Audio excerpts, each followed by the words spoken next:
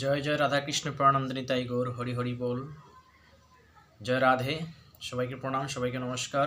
যে আগামী দিন যে 26 নম্বর শ্লোকেই বলা হয়েছিল, ভগবান শ্রীকৃষ্ণ গীতায়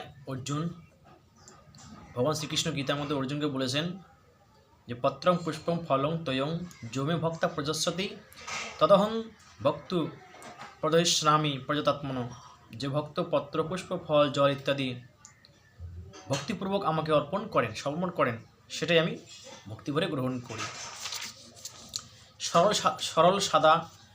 সরল সাদা বালক যেমন যা কিছু পায় মুখে পুড়ে দেয়, সরল সাদা বালক যে যা কিছু পায় মুখে দেয়, তেমনি সরল ভক্তগণ ভগবানকে যা কিছু অর্পণ করেন। সহজ সরল যারা ভক্তিরা যাহা কিছু অর্পণ করেন, ভগবান সরলতার সঙ্গে তা গ্রহণ করেন। যেরকম বিদুরের স্ত্রী সহজ সরল, কাঙ্গাল, গরিব, দাসী, দাসের সধর্মিণী, সেই বিদুরের সধর্মিণী, সেই বিদুরের বইয়ের তার স্ত্রীর কাছে কোলার খসা ভগবানকে ভক্তি ভরে অর্পণ করছেন, সেটাই ভগবান খেয়ে ফেলছেন।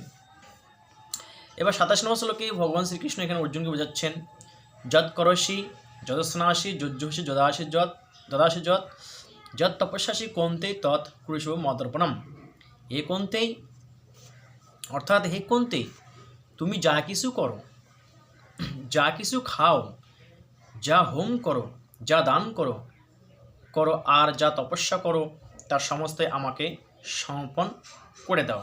এখানে তুমি যা কিছু সেবা, যা কিছু দান, যা কিছু হোম, যাহা কিছু পূজা করো, যাহা কিছু তপস্যা করো, ভগবান বলেন হে কন্তেই, তুমি সমস্তই আমাতেই অর্পণ করো, তবেই তোমার কল্যাণ হবে। তো আমরা যা কিছু করি না কেন, আমরা মানুষ, আমরা নিজের ইচ্ছায় চলি, ভগবানের ইচ্ছা চলি না, শাস্ত্রের ইচ্ছা চলি না, গুরুদেবের ইচ্ছায় চলি না। এখানে ভগবান এটাই বললেন যে শুধু অর্জুনকে মাধ্যমকে রেখে তাকে সমস্ত জগৎকে আমাদেরকে শিক্ষা দিচ্ছেন যে আমরা, ভগবান নিজের মুখ থেকে বললেন যে তোমরা যা কিছু করো, যাহা কিছু দান করো, যাহা কিছু ভজন করো, সাত্ত্বিক ভজন, যাহা কিছু ভজন করো, যাহা কিছু আহার করো, যাহা কিছু পান করো, যাহা কিছু দান করো, হোম করো, পূজা করো, যাহা কিছু তপস্যা করো, ধ্যান করো, সমস্ত তুমি আমাতেই অর্পণ করবে। মানে মনটা, বুদ্ধিটা যে ভগবানকে অর্পণ করতে হবে। যাহা কিছু পূজা করি, আমি যাহা কিছু দান করি, দান করতে ভগবান নাম নিলাম, যাহা কিছু খাওয়া খাচ্ছি, সেটা ভগবানকে নিবেদন করে, ভগবানকে স্মরণ করে আমাকে ভজন করতে হবে। তো যাহা কিছু তপস্যা করব, আমরা ভগবানের তপস্যা করব, ভগবান নিমিত্ত তপস্যা করব, তাই সমর্পণ করতে হবে ভগবানের কাছে, তবেই তো আমাদের কল্যাণ হবে। আরও ব্যাখ্যা বলছেন এখানে, জ্ঞানযোগে সাধক জগতের সঙ্গে মেনে নেওয়া সম্পর্ক ত্যাগ করে, কিন্তু ভক্ত একমাত্র ভগবান ব্যতীত অন্য কোনো সত্তা মানেন না। যে একমাত্র ভক্ত ভগবান ব্যতীত, ভগবান ছাড়া অন্য কিছু সত্য, অন্য কিছু মানে না। তাই জ্ঞানযোগী যে পদার্থ ও ক্রিয়া ত্যাগ করে এবং ভক্ত পদার্থ ও ক্রিয়া ভগবানকে অর্পণ করে, অর্থাৎ সেগুলি নিজের মনে না করে ভগবানের এবং ভগবত স্বরূপে বলে মানে। যে জ্ঞানযোগী, যারা ভক্ত, যারা ক্রিয়াযোগী, তারা যাহা কিছু কর্ম করে, যাহা কিছু জগতে দৃষ্টিপাত করে, সমস্ত কিছু নিজের বলে মনে করেন না, সব কিছু ভগবত স্বরূপ মনে করেন, সব কিছু ভগবানের। যাহা কিছু স্থাবর জঙ্গম আছে, যাহা কিছু প্রাণী আছে এই জগতে, যাহা কিছু আমরা কর্ম করি, এই সমস্ত কর্মকে, সমস্ত ইন্দ্রিয়কে, সমস্ত ভূতকে কী করেন, ভগবানকে সমর্পণ করে দেন। যে তারা নিজের বলে মনে করেন না, সমস্ত কিছু ভগবানকে অর্পণ করেন। এখানে তাই বলছে, প্রকৃতপক্ষে ভক্ত নিজেকেই ভগবানের সমর্পণ করেন। যে প্রকৃতপক্ষে ভক্ত একমাত্র নিজেকে সমর্পণ করে দেন তার শ্রীচরণে, ভগবানের চরণে সমর্পণ করে দেন। তার মানে নিজের দেহটাকেও নিবেদন করে দেন।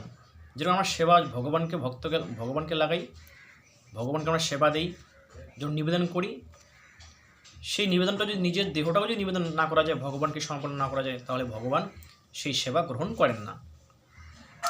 নিজে সমর্পিত হওয়া তার কৃত সমস্ত লৌকিক পারমার্থিক ক্রিয়াদি স্বাভাবিকভাবে ভগবানের সমর্পিত হয়ে যায়।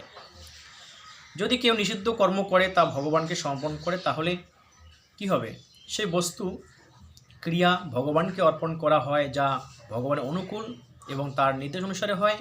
যে ভক্তের ভগবানের প্রতি অর্পণ করার ইচ্ছা থাকে, যে ভক্তের, তার দ্বারা নিষিদ্ধ কর্ম হয় না। যে ইচ্ছা করে যে ভগবানকে আমি অর্পণ করব, তার দ্বারা কোনো নিষিদ্ধ কর্ম হয় না, তার কাছে কোনো পাপ কাজ তার কাছেও হয় না, এবং তা ভগবানে অর্পিত হয় না, এবং তাও ভগবানে অর্পিত হয় না। ভগবানকে অর্পিত বস্তু অনন্ত গুণ হয়ে ফেরত আসে। যে ভগবানকে অর্পিত বস্তু তুমি যা দিবে ভগবানকে কাছে সব ফিরে আসবে। ভগবানকে দুঃখ দিবে, জগৎকে দুঃখ দিবে, মানুষকে দুঃখ দিবে, সেটা তোমার কাছে রিটার্ন চলে আসবে। ভগবানকে ভক্তি দিবে, প্রেম দিবে, শ্রদ্ধা দিবে, মানুষকে ভক্তি করবে, সে তোমার কাছে ফিরে আসবে। যদি কেউ নিষিদ্ধ ক্রিয়া ভগবানকে অর্পণ করে, তাহলে তার ফল ভয়ানক। যদি কেউ নিষিদ্ধ কর্ম যদি ভগবানকে অর্পণ করেন, পাপ, অহংকার, জীবের প্রতি প্রেম নাই, দয়া নাই, হিংসা, এগুলি যে অর্পণ করা যায়, সেটা আমার কাছে আবার ফিরে আসে, ভয়ানক দণ্ডরূপে ফিরে আসবে, অনন্ত গুণ হয়ে প্রাপ্ত হয়। তো এটাই ভগবান আমাদেরকে বুঝালেন যে আমরা যা কিছু করব, মন বুদ্ধি ভগবানকে অর্পণ করব, নিষ্কাম সহকারে, যেন কোনো প্রাণীর প্রতি বিদ্বেষ, হিংসা যেন না করি। তাহলে কী হবে? ভগবানের কাছে আমরা প্রেম পাবো, ভালোবাসা পাবো, শ্রদ্ধা পাবো, আমাদের পুণ্য হবে, আমাদের কল্যাণ হবে, মঙ্গল হবে। আর আমরা যে জগতের সাথে মিথ্যা ছলচাতুরি করি, সেটাই ফিরে আসবে, দুঃখ হবে জীবনে। তাই এটাই আমরা বুঝলাম 27 নম্বর শ্লোকে। আগামী দিন আরও 28 নম্বর শ্লোকে আমরা বুঝবো 9ম অধ্যায়। তো আজকে এখানেই শেষ। রাধে রাধে, সবাইকে প্রণাম।